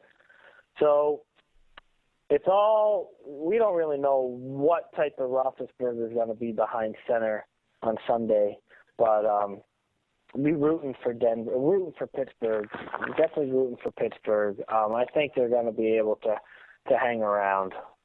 I think so too. I definitely would take the +7. If it's still +7, that's an easy call for me. I think you take them to cover the spread, winning the game. I'm a Steelers fan. I'm gonna pick them to win the game. It won't be easy, but let's say that we have the most optimistic of circumstances with the injuries, and Roethlisberger can throw the ball more than 10 yards. They'll have a shot. I mean, they have a great wide receiver core. We saw them play very well against Denver in their regular season matchups, so I think we'll take the Steelers, certainly not with a great amount of confidence, but it should be a close game either way. So now to John for his look at the Steelers-Broncos matchup in the divisional round. Yeah, it might look like a preseason game for Steelers offense if these injuries, if it's not looking better for them by Sunday. If Ben can't play, if Antonio Brown can't play, DeAngelo Russell can't play. I mean, they're pretty much screwed if that happens. Even if Ben does play, you could barely, you were just throwing bubble screens on that last drive. Yeah, you could barely throw it down the field. And that's the whole Steelers offense. I mean, we mentioned it many times here before. They just chuck it down the field to, Martavis Bryant and Marcus Wheaton and obviously Antonio Brown. They just blow by guys, and Ben is just chucking duck down the field, and they can't do that. I mean, I don't really see how they can hang in this game because, their defense isn't very good, and, Peyton Manning or Osweiler or whoever plays quarterback is going to be able to exploit that. I do think, Manning did arm strength last week. I think it really helped him that he didn't play for like 6 or 7 weeks. I think it actually helped his, I know he had like a foot injury, but I really think it helped like his arm strength because he didn't have to play in those games. So, he's certainly been prone to the playoff choke as we've seen it a number of years. And, I'm not a fan of the Broncos, and I think this is just a huge Mongo coaching matchup. I mean, Kubiak he's not a very good, big game coach. And Tomlin, for, all the success that he's had, Dave, I'm sure he's had his Mongo moments. Oh, yeah. From that standpoint. But if I had to pick here, I'll go Denver just because of the uncertainty of the Steelers' injuries and because they're at home. But I could see the +7 too, so that'll be a tough decision to make. But I definitely think Denver is going to win this game. So it could be an interesting AFC West championship game if those two teams win. So I don't know if CBS will be a fan of that. I definitely think they either want. If they're rooting against one team this weekend, it's the Chiefs. I don't think they want them in the title game. Any of the other three are a pretty good matchup. And I guess in the NFC side, the high drama game is obviously Green Bay and Seattle. But I think any of the combinations there will be pretty good for TV. Yeah, I agree with that. I mean, obviously you see that the Panthers are 15-1, so they're going to be a good get. The Cardinals have some good talent on there. They're a good get, too. So it should be a fun divisional round weekend. It'll be great to follow it. And I want to thank both of you guys for coming on with me tonight to break it down on short notice. So thanks again, everybody. Enjoy the games. Good luck to your teams, and good luck to your bets, too. So take care, guys. We'll do it again sometime down the road. All right. Thanks, Dave. Good luck, everyone. All right, fellas. That's it for the divisional round preview. Now let's segue to America's favorite moment in sports talk podcasting. Doc Rivers continues. Do the dance. It's time for random questions. Good stuff in the city with Kevin on the case. Oh, you know it's official when you play the wrong jingle to start. So it looks like we're back in the regular. We're back in the regular rotation of things here on the program. Kevin's with us tonight. Great to hear from you. Happy New Year, Kevin. How are you doing tonight? It would not be a 2016 intro without the wrong intro. Kevin is joining us on the landline tonight, and he sounds remarkably good on this landline. Is this through like your cable company or something? This sounds great. Oh, nice.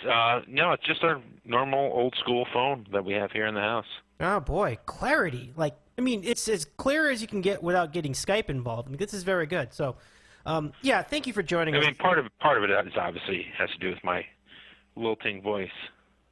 I guess you could say that, but we all have lilting voices. My voice isn't anything to write home about either. I have this giant microphone that makes it sound better. But good times. How was your holiday break? It was good.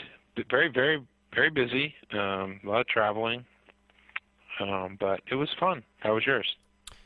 No, it was pretty good. I have a lot of things to tell you about off air. I think I'll share something with you off air. I can't do it on the show because it's just I don't want to jinx it. But number two, this is a public program, so I don't want this to get into the wrong people to hear it. So, but you'll see what it is once I get into it. But other than that, great. Spent some time with family. Ate a lot of food. Really ate a lot of food. It really came to a head on Christmas night, where I gained at least 7 pounds between the last time I bothered to weigh myself and that day. I was at the peak. I had a giant belly, like a pot belly. It was embarrassing, Kev.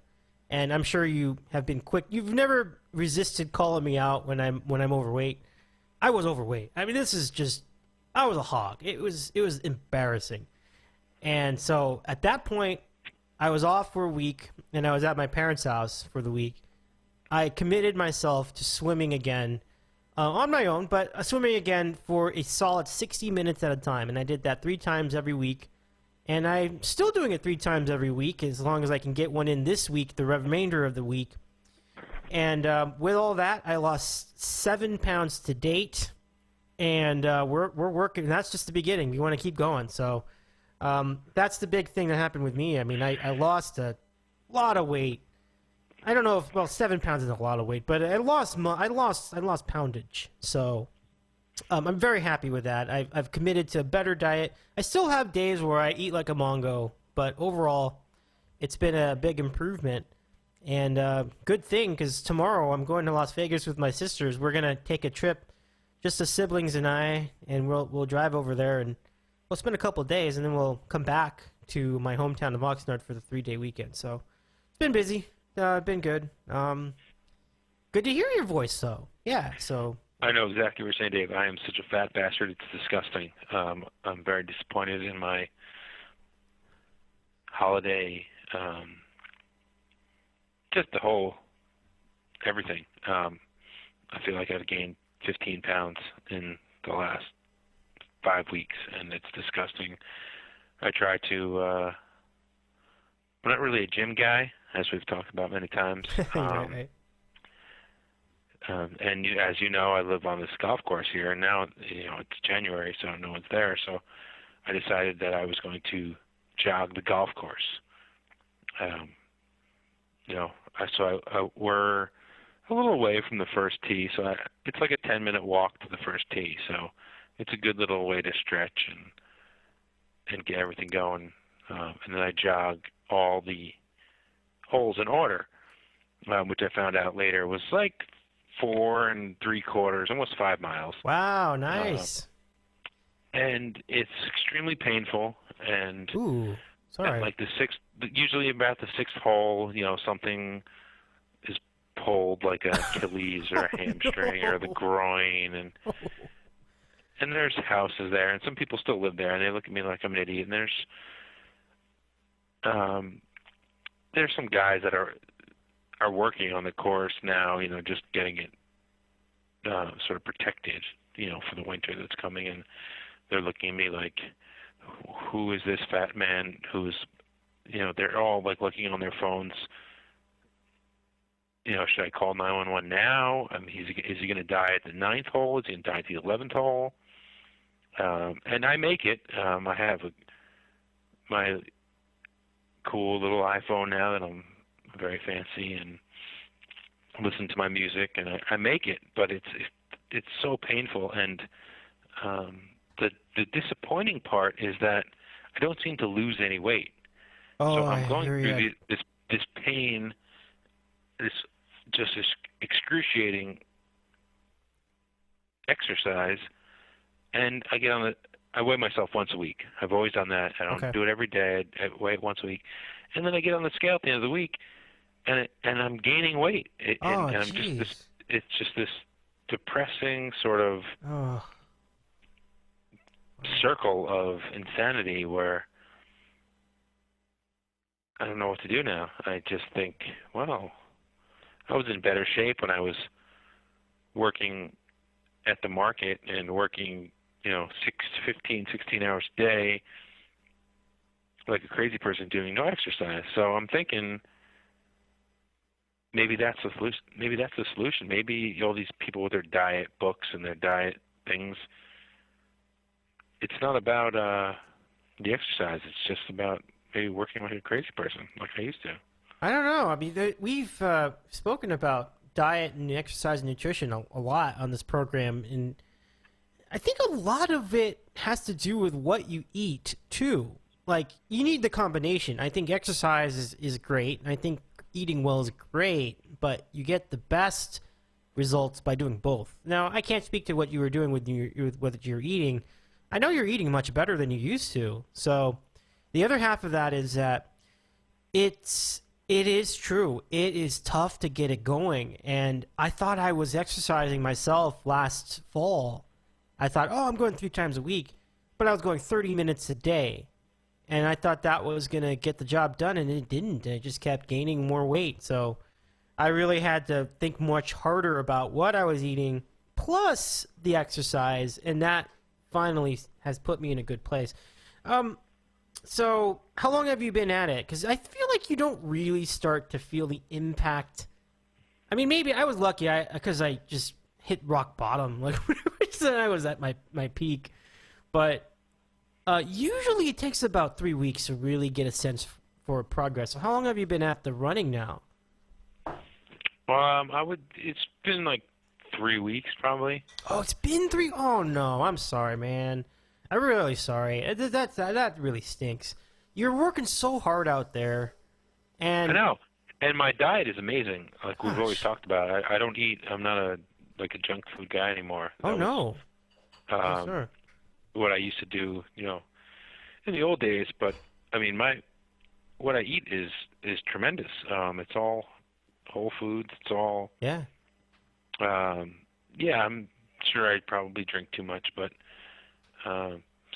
but even I cut that down. I cut my drinking by, I'd say, like 75% in the last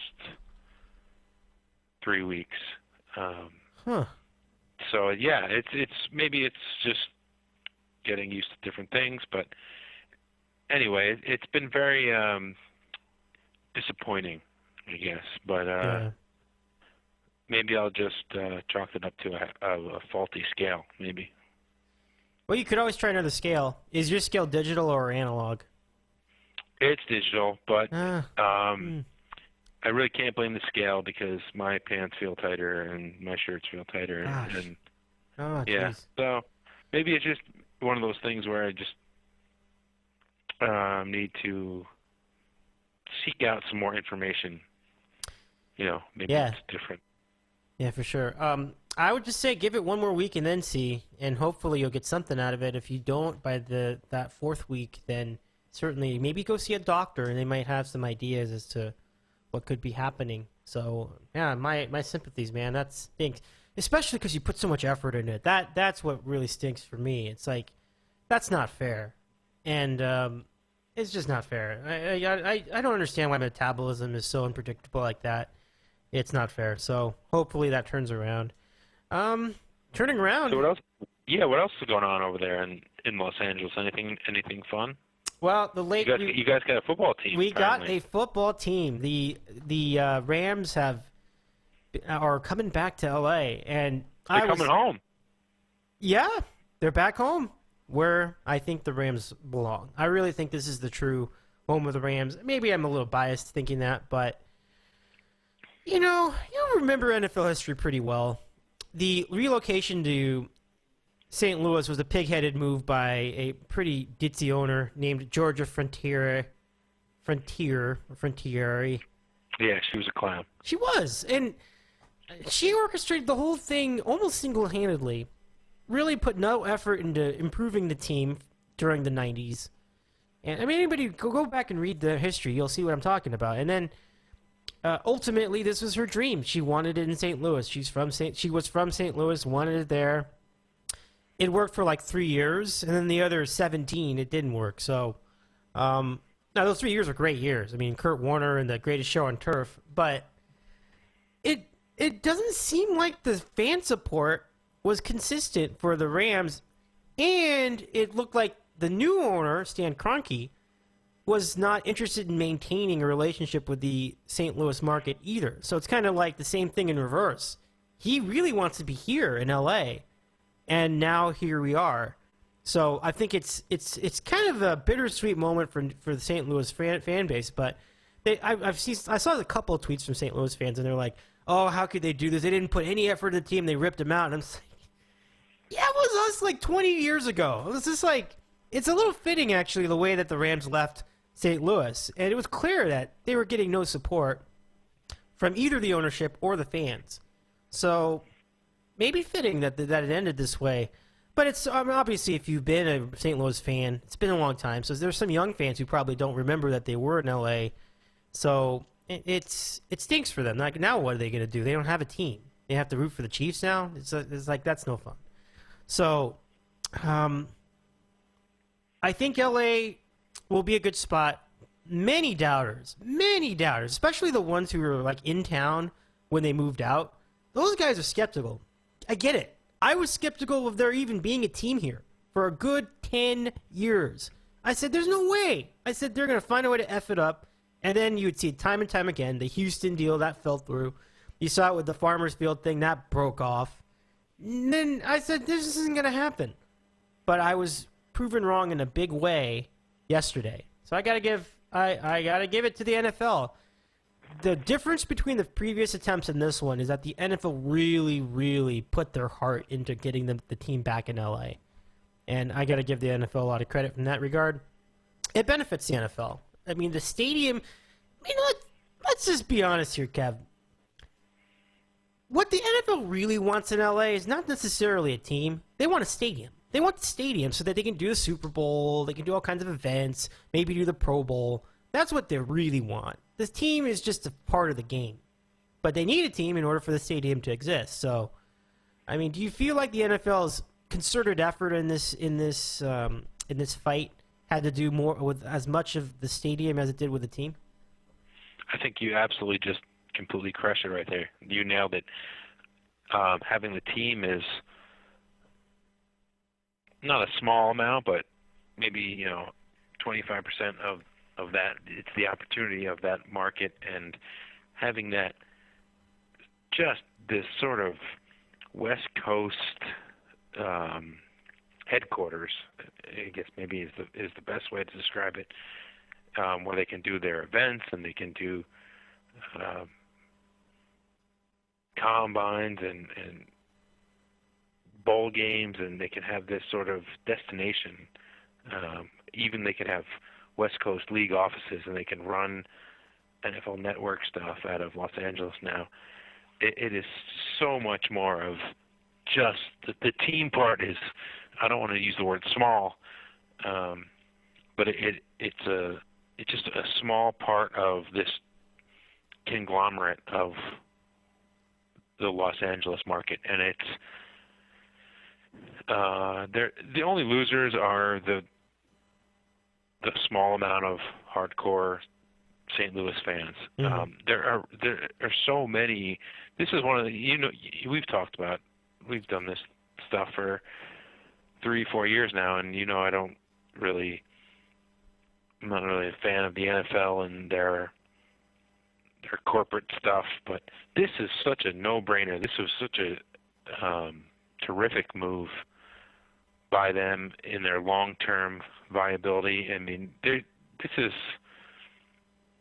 was a slam dunk. I mean, they're going to have this West Coast destination where they're going to have these huge events and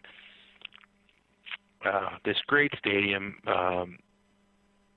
Hollywood Park, which it's I think probably 10 or 15 miles from where you live, and I know close. it used to be a Race horse track. racing place. Yep. And the man Kroenke, he's a real estate developer. He's got this. That's where his mind is. It's such a good. It's a good thing. It's not a negative thing. It's a negative for the 30,000 season ticket holders in Los Angeles, St. Louis. Yeah. But they still have their Cardinals, and that's really what they care about. So you got the Edward Jones Dome. It's going to be a little empty, and maybe they're going to do some conventions now. But I think this is actually one of the better things that the NFL has done in the last 10 years, maybe 15, 20. It's going to make them a lot of money. It's going to make it's just an absolute fortune, which is what all the owners. They voted 30-2, I think. Yep, 30-2. I mean, they did vote the first time. They did have the first vote was like more split, but the second vote, they really wanted this. It was clear. It was obvious. It was clear from their point of view that they wanted to make it happen, and so being that resounding of a margin shows that there was desperation involved, and good for them. Yeah, and I've always had this conspiracy theory that they want more teams and they want a larger reach, and I think this is the first kind of domino that's going to fall. I think you might have 38 teams in the NFL in the next 5 years. That could be bad, though. But you're right. I think you're right. I don't think. I thought about this for a while now. How the NFL is just such a. It's so dominant. I don't think that. I mean, I look at it in all these ways with these criminals that play the game and these weird problems, but people still watch. You can talk about all these negative things, and the ratings are ridiculous, and 50 million people watch, and they spend this money, and they buy these jerseys for $90. But I've always had this sort of conspiracy thought that they want to be 38 teams, they want to be 40 teams, they want to be in Canada, they want to be in Mexico, they want to be in Europe. That this is kind of like the first step, or maybe St. Louis gets another team. Maybe you have the Chargers. Maybe Los Angeles gets another team. Maybe there's a team in Vancouver. I think this is the first kind of phase in the long term. I mean, Roger Goodell, they always talk about how, in public perception, what a bad job he's doing, but he keeps getting raises and he's making all this money because he's making these guys so much money. And I just think this is the first step in their sort of world domination sort of conspiracy, but that's maybe for another show. Well, let's see if it all proves out according to plan. It's crazy how people just keep wanting more and more, despite all the off-field issues. We've talked about that for sure. Absolutely, we've spoken about that. And the game endures. I think that's the key. Just like baseball. Like baseball's been through a lot of labor stoppages, a lot of dispute, issues with umpiring, and that game endures. So, I mean, guys have been banned from this. Well, yeah, you're right. It's interesting. They definitely want to expand. There's no doubt about it. I mean, the quality of the game has been pretty bad lately, but not right now. The playoff games have been pretty good. So, I don't know. We'll see. Now, as for the Rams themselves, being in LA, will it work? Will there be a following? I mean, I think initially there will be a following, but just like any team in LA, they got to be good. Like they've got to be a quality team. Kroenke's going to have to start making some transactions to make this team better, whether through the draft or, I mean, they were terrible this year. So maybe they'll get some decent drafting going, get a better GM, maybe get a free agent. The free agency is not as big a deal in the NFL as other sports, but I mean, they need to get good. They need to become a good team for this momentum to sustain. That's I mean, you know that more than anybody. Mm-hmm. In Los Angeles, they like winning, but they also like stars and that kind of. I mean, can you imagine? You're not going to have a stadium for like 3 years or whatever, but can you imagine like the free agents and you bring like Odell Beckham Jr. to the Los Angeles Rams, and you get these. You're going to have all those celebrities and the actors and all that stuff at Rams games.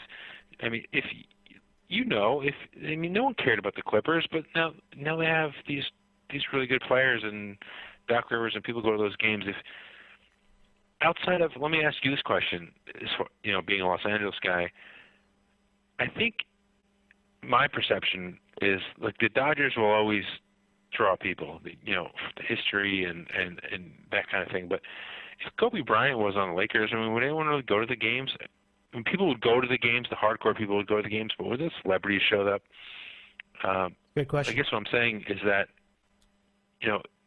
it's about the event, and it's like an event kind of town. So you got 8 games. That's it. You got 8 games.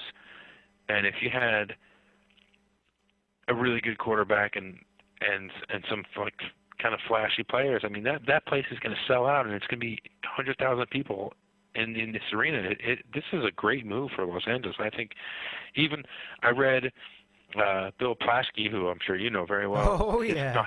His column, and so I looked him up when I knew that we were going to be talking about this. So I looked him up and read his column about it, and my first thought was he's going to just totally wreck it. But he was pretty mild about it. I mean, he was kind of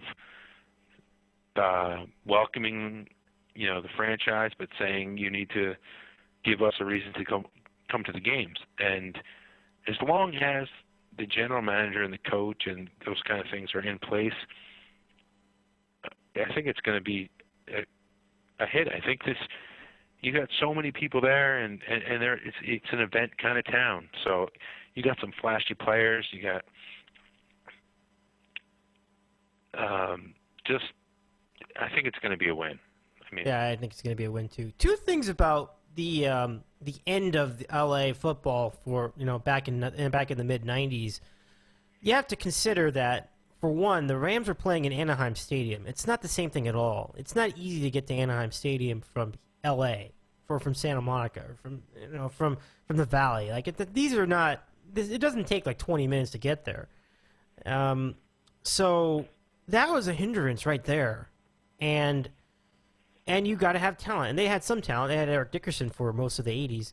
But you combine the location, which, as you mentioned, I mean, it is not far at all. Like, where the airport is. It's right by the airport. It's just like, it's that easy to get there. That's the other thing. The old times, I mean, with the Rams and the Raiders, I mean, they had crappy stadium deals. I don't think that they moved because they didn't have a fan interest. I think they moved because the city wasn't really kind of behind it. I'm sure you know more than I would, but now they've got this. I mean, if you look at the plans, I looked at the presentation and the stuff I could find on the computer. I mean, it just looks like the most phenomenal place you'd ever want to go to. I mean, they're sort of even trumping Jerry Jones and in his stadium. And this looks like a place where they're going to have, huge concerts or bowl games, college football bowl games. This could get the city the Olympics in, I don't know, what is it, 2024 maybe? I don't know what it's so far in the future now. I don't even know. Probably 2024. Yeah. But this is just a really good thing, and I'm interested, going forward to see. I think the only thing I would worry about is I would hope that they put the same effort to producing a winning product on the field It's key. as they are putting a winning product into the city, because, like we said before, if they're horrible, people in LA are not going to be interested. There's just so much going on. It's like New York.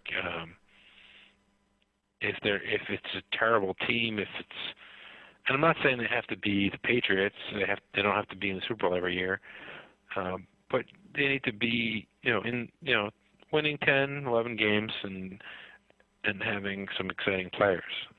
So if they can put that together, which is remains to be seen, I think it's going to be a terrific move for everybody.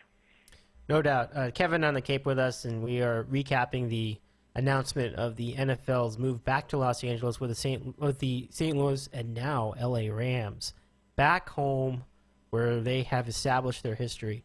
It'll be great. I think some holdovers from the LA Rams days will resume their partnership with the Rams franchise, and with them coming, that's just glorious for them.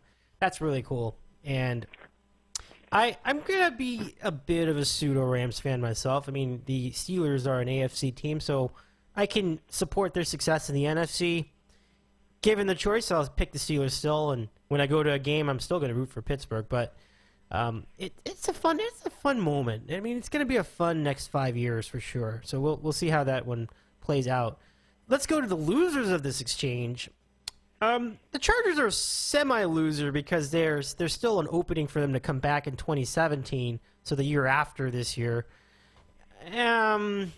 Did they blow it? Were they too loyal to the Raider deal? There's a Raiders-Chargers deal in Carson, which is a little bit south of Inglewood. It's not as convenient, but it's close enough where it could still have worked. Because, again, it's only a difference of maybe 15 minutes of driving south. But they were very committed to that deal, and seeing that fall off, now you're wondering what's next. And then the Raiders gave up on the move to LA, at least for now, and they'll get a $100 million consolation prize as part of that. And for them, what's next? So what is next for the Chargers? Will they make the move eventually to LA next year? And what's next for the Raiders? I would think they should stay where they are. Getting new, sort of leveraging a potential move to Los Angeles to get their own deals, their own stadiums. I'm never a big fan of having the public build a stadium for these rich guys. But by the way, that's a huge factor in the LA move that I love. That's why it took so long too. Because LA is very resistant to using public money to fund the construction of a new facility. And so I loved it. I was with them every step of the way with that. So this is almost 100% Kroenke's money. That's what I heard. And very little taxpayer money should be involved in this project. Yeah, absolutely. It's not Cincinnati or some of these stadium deals that you hear about and you read about that are just bankrupting cities left and right. These men are absolute billionaires. This guy married the freaking Walmart heiress. Yeah, that's what I heard. Yeah, they've got but in his defense, he's spending his own money, and he's going to make a ton of money. Don't get me wrong. We're not doing a food drive for the Kroenke and Walmart family, but that's what you want to see. You want to see someone that's the American way, Dave. He's going to spend absolute crap load of money, and in 20 years, when he dies and they sell it off, and his kids, they're going to make a ton of money. But you don't want to see, certain municipalities go into debt and spending 20% of their budget to fund this debt for a stadium. So this is, like I said, I've said a couple times already, this is a terrific deal. I read all the stuff about it. I tried to find, the negative of it, and I can't.